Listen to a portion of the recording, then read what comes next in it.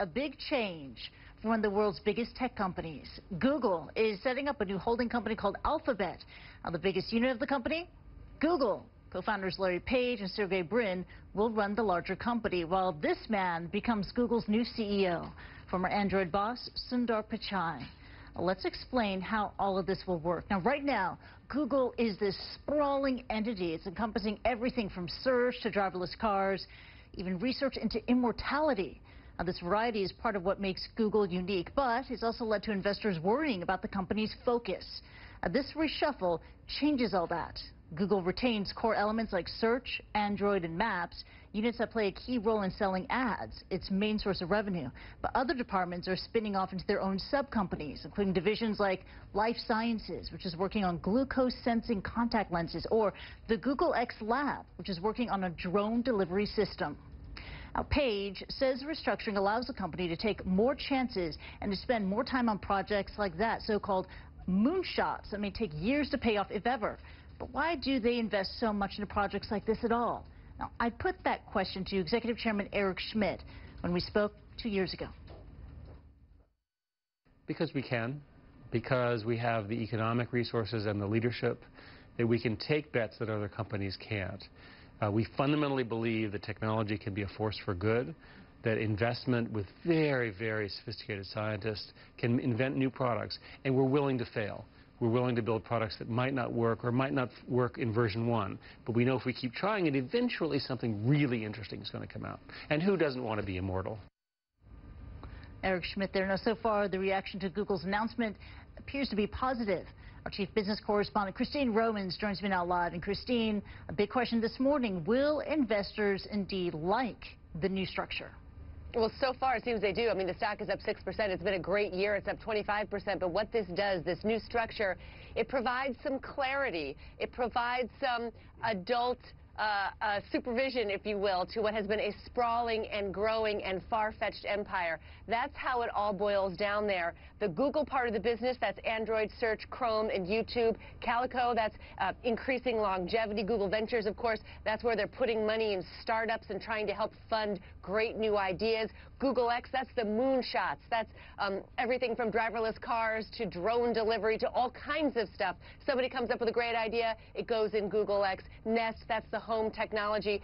Basically, Alphabet, the umbrella holding company over all of these streamlined different ventures, which will have strong CEOs each and all report to the founders ultimately. So the new structure offers more clarity. What about the new CEO, Sundar Pichai, the new CEO of Google? What does he offer? He offers, well, basically, he's sort of been doing this job already, but he is the product guy. Right now, he's been the product guy. He's had his hands in a whole bunch of really successful iterations of the Google world, including Chrome. He made his name as a guy in charge of Android. Obviously, it's arguably Google's most important product. He's someone who, he presented for the company at its annual conference recently, so you've seen him as the face already. There are a lot of really smart people who work at Google. You've got the founders at the very top of the company, and then you've got Ruth Porat, who's the new chief financial officer. She comes from Wall Street. She's somebody who Wall Street really, certain investors really like to see at that company. And then all of these other companies. You know, it reminds me a little bit, Christy Lou, of maybe reminds me of like a Berkshire Hathaway or a General Electric. You know, you think of this, the maturity of this company now. It was sort of all over the place for many years and did very, very well. Now you see the structure sort of changing, a very big digital information conglomerate. And with this new structure, this new information conglomerate, under this umbrella, we got these new standalone companies from Nest to Calico. They're now more independent. They're carved off. But how much freedom do they have to take major risks? Well, you know, they say, the founders say that's sort of the point of the restructuring. They want them to take risks. You heard Eric Schmidt say in your interview, and he's told me this many times as well, we like to fail. Because when we fail, we find things that work, or it makes us find new ways to do things. So it gives them a standalone opportunity to do more. It gives their CEOs and their, you know, their engineers more freedom. And so that's the point of this, sort of breaking out these different business units and letting them operate on their own. All right, Christine Romans reporting for us. Thank you. Take care. You're We'll welcome. talk soon. India's Prime Minister tweeted his congratulations to Google's new CEO on Tuesday.